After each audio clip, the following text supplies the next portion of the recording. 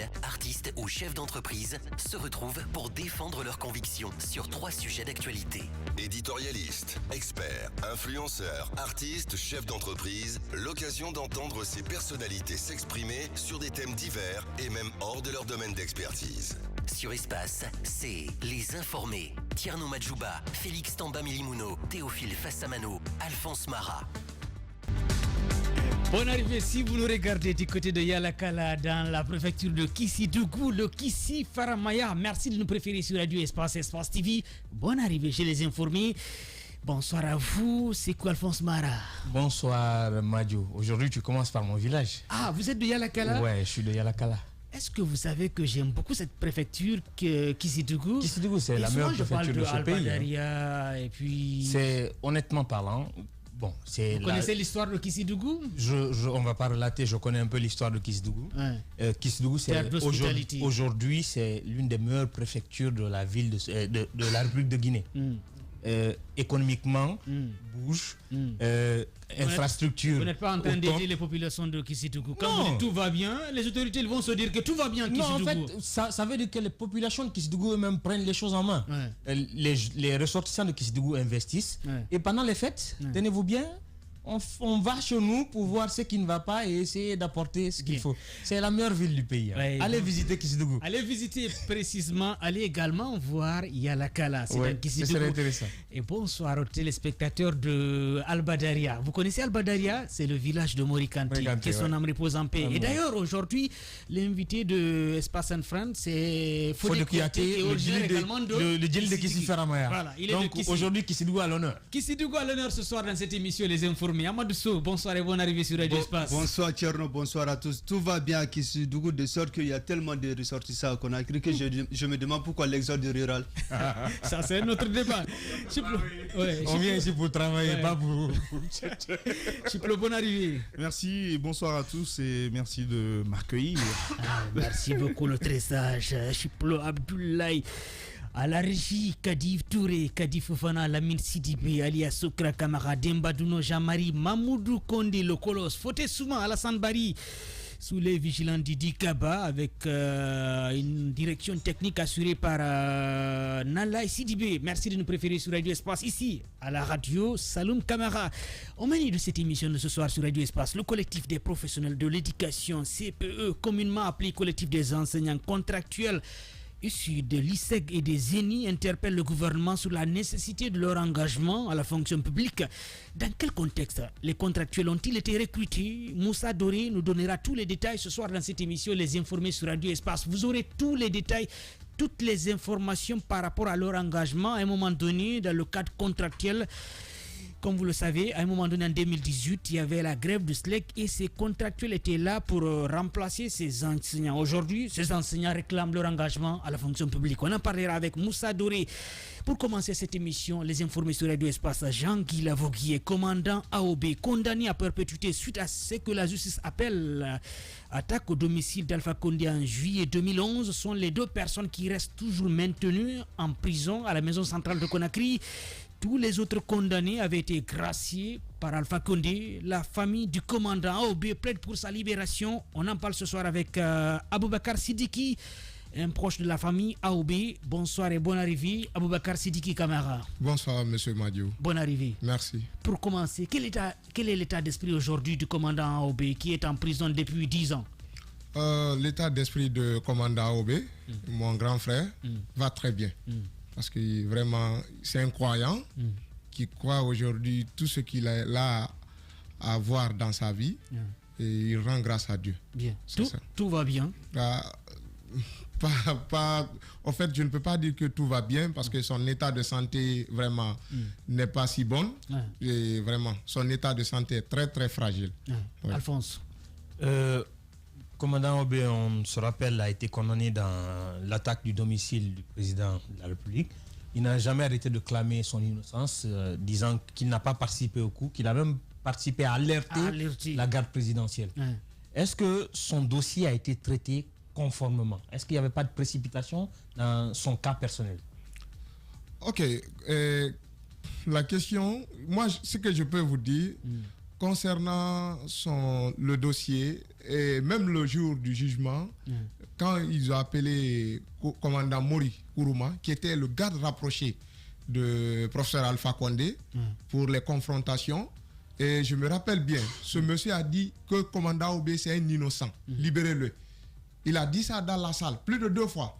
Et ce jour-là, les gens ont vraiment, il y a eu beaucoup d'émotions dans la salle parce que un garde-corps proche du président qui a dit que c'était un coup d'État et que ce dernier dit, la personne qu'on accuse de coup d'État, que lui c'est un innocent, qu'il ne sait rien dans le coup d'État, vraiment.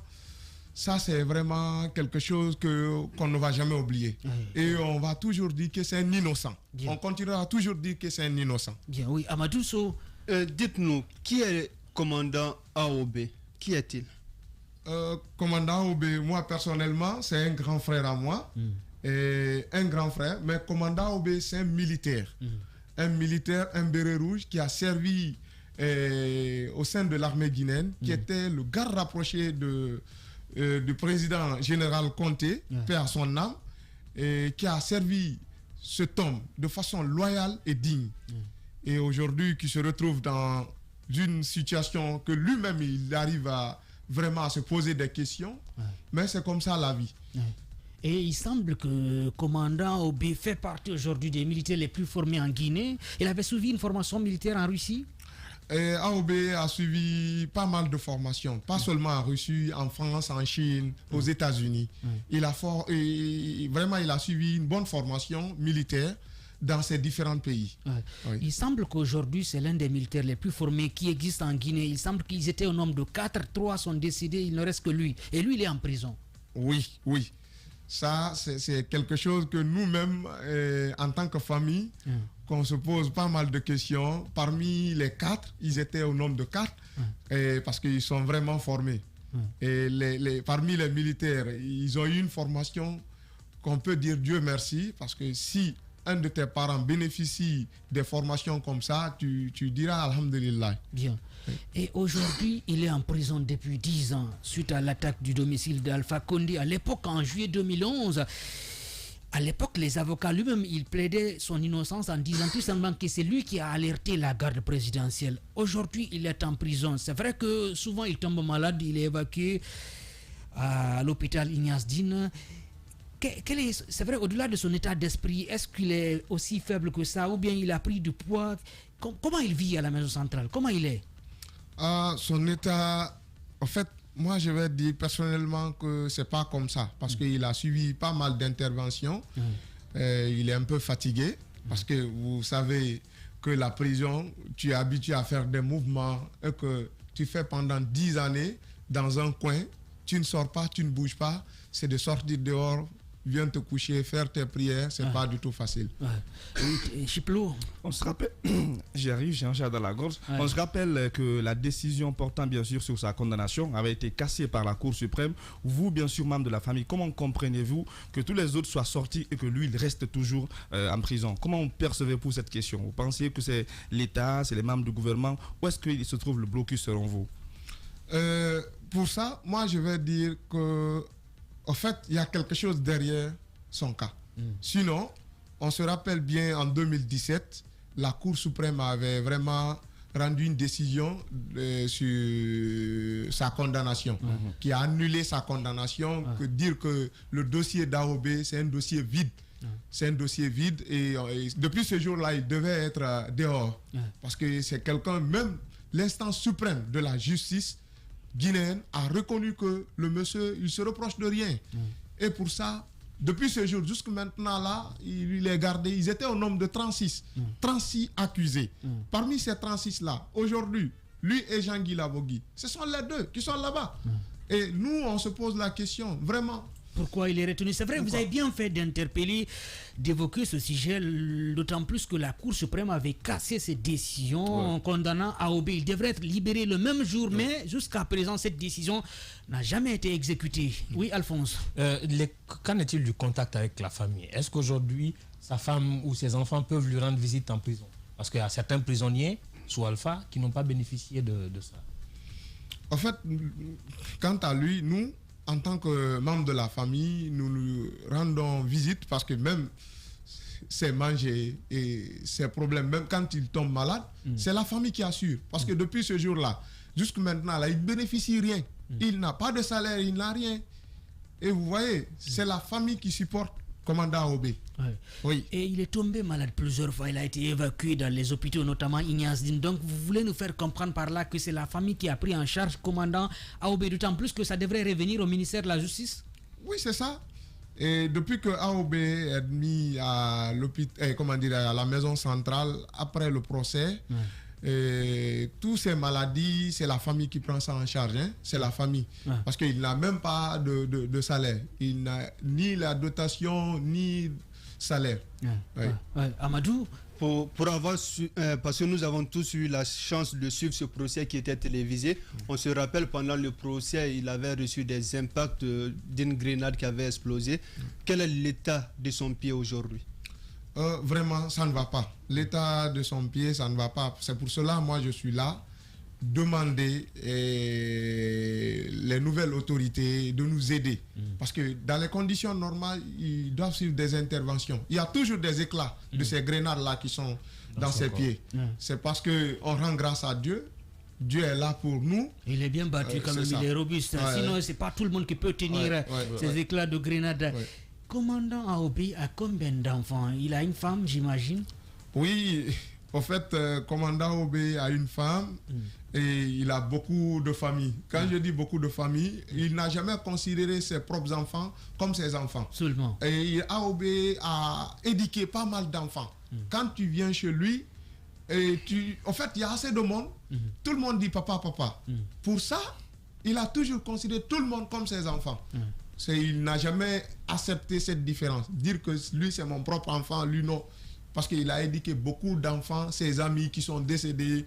Il a récupéré les enfants des amis, de la famille. Tout le monde était chez lui. Et pour ça, je vais dire, il a beaucoup d'enfants. Donc, au-delà de ses enfants personnels, il y a d'autres qui viennent adopter quand même aujourd'hui, qui sont nombreux dans la famille. Sa famille se trouve à Koba Bofa, parce que souvent on dit Aobé, c'est parce qu'on dit Alpha Omar Bofa Diallo. Oui. Sa famille se trouve à Bofa ou bien à Conakry ici? En fait, la famille à Bofa, et il y a une partie aussi qui est à Kagbele. La maman, parce que la maman vit. D'accord. Et notre chère maman, elle vit. Mais imaginons ce qu'elle est là à supporter. Étant une femme, ton enfant qui était là pour toi, qui te donnait à manger quand tu tombes malade, qui te donnait vraiment les produits, les soins nécessaires. Et un jour, patatras, on dit que ton enfant n'est plus à côté de toi, qu'il est dans un tel problème. Et là, jusqu'à présent, elle n'arrive pas. Elle n'arrive pas, ça ne remercie pas du tout, évidemment. Oui, Chiplo. Avec l'arrivée des nouvelles autorités, bien sûr, la prise du pouvoir par le CNRD, on a vu certaines personnes qui ont été libérées, beaucoup plus, c'est vrai, des détenus politiques. Est-ce que vous aviez l'espoir, ou bien avez-vous toujours l'espoir d'être entendu auprès des nouvelles autorités pour qu'on libère donc, bien sûr, le commandant Aobé? En fait, depuis que les nouvelles autorités sont venues, on s'est tellement battu, comme vous le constatez déjà, nous sommes passés dans pas mal de médias, parce que nous ne sommes pas vraiment les militaires comme eux, c'est pas facile de les accéder, mais on a toujours parlé dans les radios, dans les télévisions, pour vraiment revoir sa situation, même ses avocats, parce que Maître Salif Beyavogui, Maître Mohamed Traoré, qui sont là à se battre pour vraiment ces deux personnes qui sont là jusqu'à présent, et on ne comprend rien dans leur situation. Et ces enfants se trouvent à Kagbele ou bien à Bofa? Non, les enfants sont à Kagbele. Les enfants sont à Kagbele. Il semble que sa première fille même s'est mariée il y a quelques mois. Oui, et l'avant-dernière fille vient de se marier, malheureusement, parce que quand les nouvelles autorités ont pris le pouvoir, quelques semaines, il a eu une intervention aussi, et il était hospitalisé à Donka. Il a fait pas mal de temps là-bas, et après sa sortie, on pensait vraiment que les nouvelles autorités allaient vraiment revoir sa situation pour qu'il puisse assister au mariage de sa dernière fille. Mais malheureusement, tel n'a pas été le cas. À l'occasion du Nouvel An, les autorités décident de gracier quelques personnes condamnées, soit délits mineurs ou des personnes ayant purgé la moitié de leur peine. Aujourd'hui, si vous avez la possibilité que le président vous entende, quel serait votre message? Le message, moi je vais toujours dire à Monsieur le Président, colonel Doumbouya, de regarder le cas de AOB. AOB peut être utile pour lui. Parce que quelqu'un qui connaît la gestion, qui a passé un beau temps auprès d'un chef d'État militaire, je dis bien militaire, et que toi tu viens en tant que militaire, si tu arrives vraiment à te faire accompagner par ces gens-là, tu ne vas pas vraiment dérouter sur ta mission. AOB, c'est quelqu'un qui peut apporter beaucoup pour le pays et pour les nouvelles autorités. Bien. C'est vrai que c'est bien de plaider pour sa libération. Aujourd'hui, lui et Jean-Guy Lavogui, qu'on n'oublie pas également, sont les deux personnes qui restent en prison. Parmi tous les autres qui avaient été condamnés, Alpha les avait graciés, notamment les Baouri et tant d'autres. Pensez-vous pas qu'aujourd'hui, il y a des gens qui sont tapis dans l'ombre, qui sont militaires aujourd'hui, qui ne veulent pas voir le commandant AOB dehors? Oui, ça ce n'est même pas caché maintenant. Parce que imaginons avec le nombre de personnes que le chef d'État a gracié tout récemment, dès sa prise de pouvoir, tout le monde s'attendait que les deux là, vraiment, ils allaient se retrouver dehors maintenant. Mais après tout, on a compris que vraiment, ça ne va pas. Et là, ça c'est pas quelque chose qui est caché. On sait qu'il y a des gens qui sont derrière, mais nous, on se remet à la volonté divine. Oui, Amadou. On se rappelle pendant le procès, quand le verdict est tombé, on se rappelle que AOB et Jean-Guy Lavogui, les deux ont été condamnés à la peine de prison à perpétuité. Contrairement aux autres, les Fatou Badia qui en ont pris pour 15 ans, les 17 autres qui ont été libérés purement et simplement. AOB, s'il arrivait à sortir de prison, pour vous qui échangez avec lui, a-t-il besoin de repos ou de reprendre du service? Actuellement, il est malade. Il ne peut pas reprendre le service. C'est vraiment quand on a la chance d'avoir AOB dehors. Nous, notre mission, c'est de l'aider à avoir des soins adéquats. Parce qu'il y a toujours des éclats de grenade dans ses pieds. Il faut d'abord faire des soins pour lui avant qu'il fasse quoi que ce soit. C'est triste quand même son sort aujourd'hui, d'autant plus que beaucoup avaient été graciés par Alpha Condé, mais lui, il n'est pas encore libéré. Est-ce que c'est pas du fait de sa proximité avec Lansana Conté que certains l'en veulent jusqu'à présent? Pour ça... Parce que même quand Lansana Conté est décidé, on avait, avec l'arrivée du CNDD au pouvoir, on avait demandé à tous les gardes, à tous les bérets rouges de la garde présidentielle de se retirer, mais lui, il a toujours été à côté du corps du général Lansana Conté. Oui, parce que, en fait, tu sais, dans la vie, c'est pour cela on dit souvent il faut toujours marcher avec des personnes qui sont reconnaissantes. Il a été loyal, et lorsque le général Lansana Conté était en vie, pourquoi pas continuer le même rythme? Parce que dans la vie, tout se paye. Si tu arrives à suivre quelqu'un parce qu'il est en vie et que demain après-demain, on te dit que la personne n'est plus en vie, tu n'es plus vraiment auprès de cette personne ou auprès de sa famille, ça veut dire que tu étais là juste pour quelque chose. Bien, vous avez dit qu'il a une très grande famille parce qu'au-delà de ses enfants, il s'occupait d'autres enfants aussi. Oui. Aujourd'hui, quelles sont les conditions dans lesquelles vivent toutes ces personnes-là qui dépendaient entièrement de lui? Comment ça se passe? C'est vraiment misérable, je vais dire comme ça. C'est misérable parce que vous savez comme moi, un père de famille qui arrive à gérer vraiment toute une famille, si le père de famille là n'est plus dans sa famille, vous connaissez un peu ce qui se passe. Qui s'occupe d'eux actuellement? C'est la famille. C'est la famille. Chacun peut faire ce qu'il peut pour pouvoir vraiment couvrir les besoins de la famille. C'est la famille. C'est l'effort qu'on est là à réunir. De tout un chacun. De tout un chacun. De ses amis, de ses proches et connaissances. Oui, exactement. Oui, Amadou. Exactement. Il vous arrive qui vous parle du procureur Fernandez et d'autres personnes qui ont participé au procès? En fait, AOB, moi c'est mon grand frère, mais c'est un monsieur qui est vraiment très humain. Il est humain et il pardonne. Il me dit souvent, sera pardonné celui qui pardonne. Qu'il faut toujours pardonner. Et quand quelque chose t'arrive, il dit, si tu n'étais pas dans telle situation et que tu étais dehors, est-ce que le moment là allait me trouver dehors en vie? Il m'a toujours dit ça. Il n'en veut personne. Personne. Et il est prêt aujourd'hui à demander à tout le monde. Parce que depuis qu'il a eu ce problème-là, personne n'est venu nous dire AOB m'a fait ça. Et partout où tu passes, tu prononces son nom, on dit non, c'était un monsieur bien. Il était bien. Vraiment, il a aidé pas mal de personnes. Bien, il semble qu'il manque beaucoup à certains citoyens, à la population de Koba à Bofa.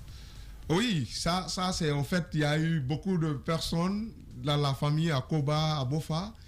Ils voulaient même vraiment demander, faire des marches pour demander aux nouvelles autorités de lui gracier. Et nous, on a essayé de parler à tout le monde. On va aller lentement, c'est sûr.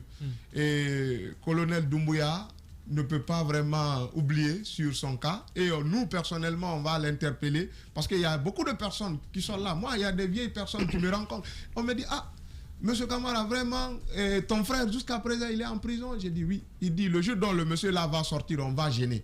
Wallahi billah. Il y a une vieille qui m'a appelé, qui m'a dit ça. Pourquoi elle a dit ça selon vous? Parce que AOB, c'est lui qui assurait ses dépenses et ses frais de soins. Et aujourd'hui, lui, il sait, AOB a aidé ses enfants pour avoir un emploi. Et aujourd'hui, la dame là, malgré aujourd'hui ses enfants arrivent, mais la personne qui a fait que ses enfants arrivent vraiment à soutenir, à s'occuper de lui, n'est plus là, à côté d'eux. Et c'est quelque chose qu'ils ne vont jamais oublier et ils ont vraiment besoin de lui. Vraiment besoin de lui. Il y a beaucoup de personnes, partout où tu passes, tu parles d'AOB, les gens sont là, les gens veulent vraiment demander, les gens sont là à demander hey, quelle est sa situation, quelle est sa situation. Moi, deux fois, je ferme même mes téléphones. Ça m'arrive de fermer, parce que quand on parle de gracier les gens, ça m'arrive de fermer, parce qu'il y a beaucoup de personnes qui m'appellent, comme ces avocats, ils disent, ah, AOB n'a pas été libéré, AOB n'a pas été libéré. Vous voyez un peu. Et ça me donne vraiment la chair de poule. Deux fois, c'est une déception totale pour moi quand je ne vois pas son nom. Et quand vous le rendez visite à la maison centrale de Conakry, vous discutez avec lui, est-ce qu'il est optimiste ou bien il est pessimiste? Parce qu'il est quand même condamné à la réclusion à perpétuité. Non, déjà, il n'est plus condamné. Pour ça... Oui. Déjà, la Cour suprême avait cassé. La Cour suprême a déjà raison. Il n'est plus condamné. Mais sauf que cette décision n'a jamais été exécutée. C'est ça aussi le problème de la justice guinéenne. Mais bon, je ne veux pas en vouloir à ces juges-là parce qu'eux, ils ont pris cette décision. Ils ont eu le courage, la Cour suprême, l'audace de prendre cette décision. Mais après, on sait bien à un moment donné, avec le régime d'Alpha Condé, quand même si la justice prenait des décisions, on ne respectait pas. C'est le cas de Saïkouyaya du FNDC. La justice avait ordonné sa libération, la Cour d'appel de Conakry, mais elle avait été maintenue en prison. Oui. C'est ça. Parce que moi, je dis toujours qu'il n'est plus condamné.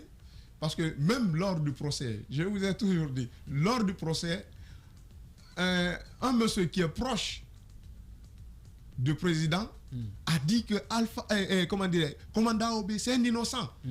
Depuis ce jour-là, on devrait libérer AOB. Depuis ce jour-là, il ne devrait pas être parmi les accusés. Mais... Amadou, allez-y. Le jour de l'arrestation de votre frère, comment est-ce que les premières semaines se sont déroulées pour la famille? De savoir que l'un de vos proches se trouvait dans cette situation-là. En fait, le jour de son arrestation, personne ne s'attendait. Parce que lui, personnellement, imaginons, toi, tu viens à Koléa, vous avez suivi le procès. Il a toujours réclamé son pain et les cocos.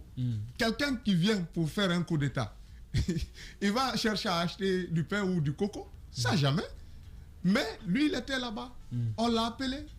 Comme toi et moi, je dis, ah, mon ami, viens, je veux te voir, tu vas pas penser. Il vient, on tire l'autre devant lui. On dit ce qu'on va te dire là, si tu ne fais pas ça, on va te tuer aussi. Vous voyez un peu? C'est comme ça. Mais les premières semaines, vraiment, c'était pas du tout... Et il y a eu beaucoup de déstabilisation. La famille était vraiment déstabilisée. La famille était déstabilisée, oui. Aujourd'hui, le pouvoir a changé. Vous passez déjà dans plusieurs médias pour plaider bien sûr le sort de votre grand frère. Hormis ces passages dans les médias, qu'est-ce que vous avez fait et quelle autorité vous avez rencontré déjà, membre du CNRD? Quelles sont les démarches que vous avez déjà menées? En fait, les démarches AOB, ce n'est pas une personne cachée. Nous, dans les conditions normales, si vraiment il n'y a pas quelque chose derrière les choses, on ne devrait même pas interpeller les autorités. Parce que toutes les autorités militaires sachent que le commandant AOB est en prison. Et ils sachent pertinemment que c'est un monsieur qui a servi et qui est là à servir. Parce que là où il est comme ça, vraiment, il donne pas mal de conseils aux jeunes gens qui viennent. Il dit c'est comme ça la vie, c'est comme ça. Et il est vraiment courageux, patient. On n'a pas besoin de les interdire. Les nouvelles autorités et les autorités militaires devaient vraiment regarder son cas depuis leur prise de pouvoir. Parce que imaginons, le jour de passation du chef d'état-major des armées, comment dirais-je, j'ignore son nom.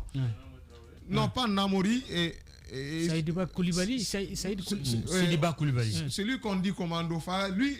L'inspecteur général. L'inspecteur général, hein, parce que ce jour-là, moi j'ai suivi son discours. Il a dit que les militaires qu'on doit se pardonner, que d'arrêter, nous allons vraiment faire tout, d'arrêter de comploter entre nous, d'arrêter, disons-nous la vérité.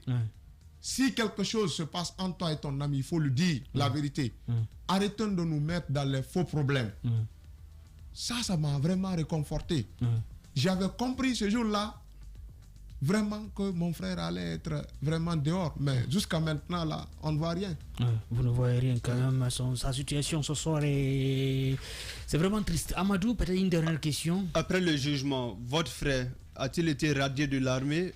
Ça, c'est la première question. Ou la deuxième serait de savoir, parmi ceux qui ont été mis à la retraite, son nom figure-t-il dans la liste? Non. Non, il n'a pas été radié et son nom ne figure pas sur cette liste. Et c'est que moi je cherche, non. Bien. Vous nous suivez sur Espace TV, Radio Espace, les informés, c'est jusqu'à 17h, heure de Conakry. Vos réactions sont attendues sur Twitter à travers le hashtag Espace Informé. Nous sommes avec Aboubakar Sidiki, Camara, un des petits frères du commandant AOB. Comme vous le savez, Jean-Guy Lavogui est commandant AOB, condamné à la réclusion à perpétuité suite à l'attaque, ce que la justice appelle à l'attaque au domicile d'Alpha Condé en juillet 2011. Sont les deux personnes qui restent toujours maintenues en prison. Voilà, tous les autres avaient été graciés par Alpha Condé. Aujourd'hui, la famille du commandant AOB plaide pour sa libération. Au-delà de AOB, est-ce que vous avez les nouvelles de Jean-Guy Lavogui si vous partez à la maison centrale de Conakry? Oui, au fait, Jean-Guy Lavogui, il est là-bas, il va très bien. Moi, personnellement, il m'appelle papa. Et il va très bien parce que lui-même, quand on dit quelqu'un va bien à la prison, quand même, c'est pas rassurant. C'est comme ça. Quand on dit il va bien. Vous savez, il y a même des maladies carcérales. C'est des gens même qui ont pris du poids. Oui, il y en a. Quand je dis, tu sais, en fait, pour rassurer la famille et pour ne pas qu'il soit vraiment dans le désespoir, c'est à cause de ça on dit il va bien. Sinon, la liberté n'a pas de prix. C'est plus que tout. Jean-Guy Lavogui, il mange chez AOB. Le riz qu'on envoie pour AOB, c'est ça qu'il mange. Et tous ces problèmes, ces besoins, il vient. Il dit, ah, Ntara, c'est ça. Grand frère, c'est ça. Bien. Et j'ai besoin de ça. Nous aussi, on s'occupe de lui, hein, comme la manière dont on s'occupe d'AOB. Bien. Oui, dernière question, Amadou. AOB a passé du temps, depuis le procès, il a eu à passer du temps avec certains prisonniers. Après leur libération, certains sont venus vers la famille AOB pour des salutations d'usage. Il y a le contact qui existe entre vous et ces familles-là? Oui, en fait, il y a eu pas mal. Avant, il y avait certaines même qui se cachaient, même s'ils veulent faire quelque chose, ils se cachaient. Vous savez, les moments qu'on a passés, c'était pas facile.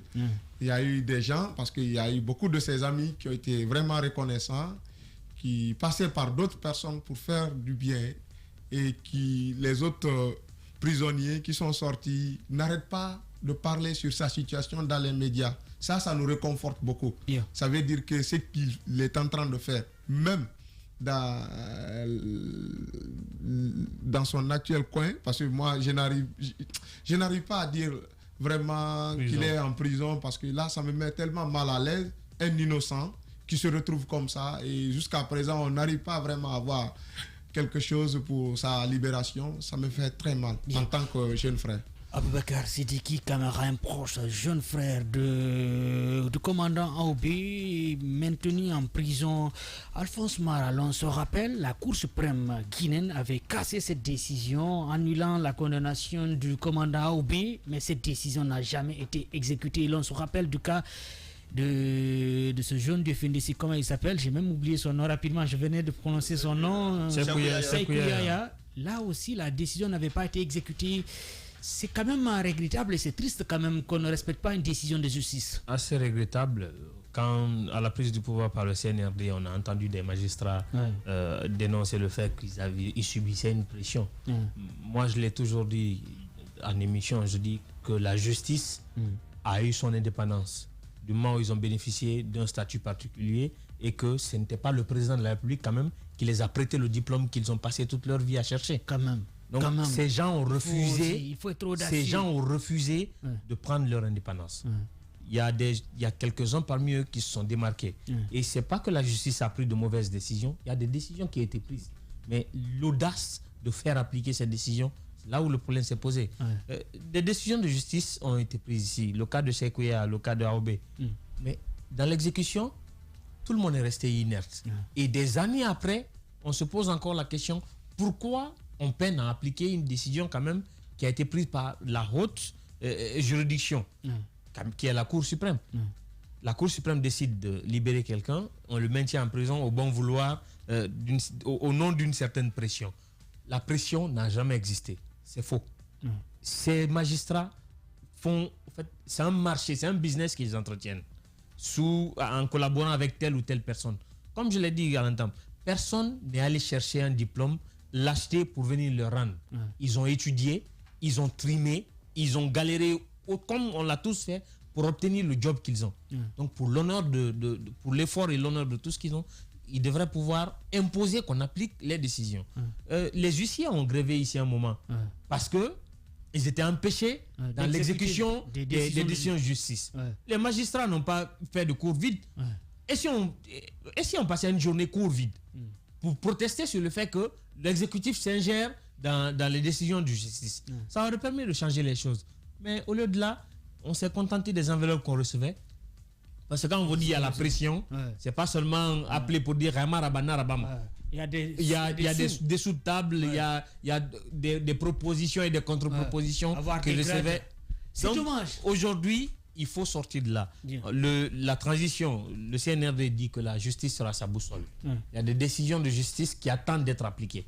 Pas que c'est cas. Il y a des anonymes aujourd'hui qui sont en prison, qui sont censés être libérés, mais dont on a même oublié les dossiers. Il y a un cas dont on a parlé dans l'émission L'heure du crime pendant les vacances avec Rosalie. La personne se retrouve en prison parce qu'on a perdu son dossier. Et il y a l'autre dont la femme est en train de clamer sa libération depuis des années, qui a été condamné sous comté, mais avec aucun fond de dossier. Il n'y a aucun bout de papier qui le maintient en prison. Il y a juste quelqu'un qui a dit Wassa Geli, on l'a mis en prison. Donc aujourd'hui, il faudrait vraiment que la justice renaisse. Il faut quand même qu'on respecte la justice, qu'on exécute les décisions de justice. Sinon, le cas d'Aobe, quand même, c'est un cas illustratif où même la Cour suprême avait cassé la décision Amadou. On se rappelle que le professeur Alpha Condé avait le pouvoir de mettre les gens en prison et il avait le même pouvoir d'en faire sortir d'autres qui demanderaient pardon. On se rappelle de l'exemple typique d'Estienne Soropogui, de notre Mamadi Doumbouya, notre invité. Est-ce qu'il est arrivé un moment où la famille a voulu demander à AOB et à Jean Guilavogui d'écrire et de demander pardon à Alpha Condé à un certain moment pour qu'il soit libéré? En fait, nous, on n'a pas reçu cette demande, mais on a toujours demandé le professeur Alpha Condé de pardonner parce qu'il était le chef suprême des armées, en même temps le président de la République, et on a toujours demandé de libérer ces deux personnes, mais on n'a pas eu vraiment une suite favorable. Bien, oui. Chiplo, un dernier commentaire avant de partir avec l'autre invité. Moi, je pense que l'autre question qu'il faut se poser aujourd'hui, c'est qui ne veut pas voir AOB dehors, au fait. Quelles sont les personnes là qui marchent un peu sur ce dossier pour qu'il reste en prison? Car malgré la cassation de la décision prise, bien sûr, par la justice, par bien sûr la Cour suprême, hormis cette décision prise par la Cour suprême, on a vu aussi ces maladies répétées. Souvent, il a été hospitalisé, mais aussi avec l'arrivée des nouvelles autorités, nous on pensait que ça va, c'était fait. Déjà, vu que le dossier est vide, avec la justice, on allait le libérer. Mais jusqu'à présent, à le voir toujours en prison, avec son état qui devient de plus en plus critique, nous on souhaite vraiment le voir dehors. On espère que les prochaines personnes qui seront bien sûr libérées, on espère que les autorités vont donc penser à lui pour que lui aussi puisse rejoindre sa famille, parce que la justice peut mettre quelqu'un illégalement en prison, mais bien sûr l'exécutif peut essayer de remettre cette personne-là dans son droit et remettre la personne dehors. On espère que ce sera le cas pour lui. Oui, vous avez dit ce qu'on a, sinon c'était le le temps des commentaires, mais vous êtes mis à poser des questions. Je voulais savoir sur la famille, mais je passe à autre chose. Je disais plutôt, on parle de refondation de l'État. Il y a le président de la transition, Mamadi Doumbouya. On ne dit pas de libérer un coupable, mais plutôt un innocent. Parce que quand une décision de justice est cassée, ça veut dire que la personne n'est plus reprochée de rien. Je prends l'exemple du ministre de la Sécurité que nous avons présentement, le général Bachir, qui était dans cette même affaire, mais qui faisait partie des 17 personnes qui ont été libérées, les premières personnes à avoir eu leur liberté. Donc, on demande à ce que la loi soit respectée. Dans un état de droit, on ne peut pas maintenir impunément des gens dans des cellules. Après tout, c'est un père de famille. Ça, on ne peut pas le rétablir dans certains domaines d'activité, mais de grâce que les gens puissent retrouver leur liberté. Bien. Ce message d'un juriste, bonsoir camarade. Quand la Cour suprême casse et renvoie une affaire devant la Cour d'appel ou la Cour d'assises, comme le cas d'AOB, c'est pour être jugé à nouveau. Cette décision ne met pas fin à l'affaire, c'est pourquoi AOB est en train d'être jugé à nouveau. Il est en train d'être jugé? Non, Ouais. c'est pas vrai. Ouais. Il ne va pas dans les tribunaux, il n'a pas été entendu encore par un juge au niveau des tribunaux ou bien à la Cour d'appel. Non. Ça devrait être le cas normalement, mais il est maintenu en prison. Non. Quel est votre appel à l'endroit de colonel Mamadi Doumbouya? Aujourd'hui, c'est l'espoir quand même de plusieurs personnes. En fait, moi, ce que je peux dire à colonel Mamadi Doumbouya, au nom de toute la famille, et il n'a qu'à reconnaître une chose, AOB, c'est un grand formateur qui a formé les 3 quarts des gardes présidentielles de général Lansana Conté, paix à son âme, qui a formé pas mal de militaires en Guinée. Et pour ça, il n'a qu'à essayer de voir. Parce que en le gardant en prison, c'est une personne ressource qui peut apporter quelque chose, un plus, sur tout ce qu'il veut faire dans la refondation, même de l'armée guinéenne. Il n'a qu'à essayer vraiment de les libérer. Jean-Guy Lavogui, AOB, d'avoir vraiment être clément envers eux. Parce que tout ce qu'on dit, dire que il faut les réjuger. Mais déjà, tout le monde sait que le dossier là est vide. Même les avocats disent ça. Et il y a eu des gens qui ont été libérés en plein jugement. On les a libérés. Pourquoi pas eux? Pourquoi dire encore, il faut encore les réjuger? Parce que imaginons le jugement, le temps que le jugement a pris. Pendant combien de mois on était là? Et après, qu'est-ce que ça a donné? Rien du tout. Ils n'ont qu'à essayer de nous aider. Et derrière nos mains derrière nos dos, de les libérer pour nous. Bien, vraiment, la famille a besoin d'eux pour passer le peu de temps qui reste pour nous. Bien. Aboubakar Sidiki Kamara, merci d'être intervenu et courage à toute la famille AOB. Merci beaucoup. Bonne arrivée. La suite de cette émission, Les Informés, c'est dans un instant avec un autre invité. Vous nous regardez à Kamsar, à Bagatay, à Nalutai, à Kasonguni, à Kaingissa, à Madina Borbof. C'est dans la région de Boki. Radio Espace Guinée. Chaque soir, les experts de la société civile, artistes ou chefs d'entreprise se retrouvent pour défendre leurs convictions sur 3 sujets d'actualité. Éditorialistes, experts, influenceurs, artistes, chefs d'entreprise, l'occasion d'entendre ces personnalités s'exprimer sur des thèmes divers et même hors de leur domaine d'expertise. Sur Espace, c'est Les Informés. Tierno Madjouba, Félix Tamba Milimounot, Théophile Fassamano, Alphonse Marat.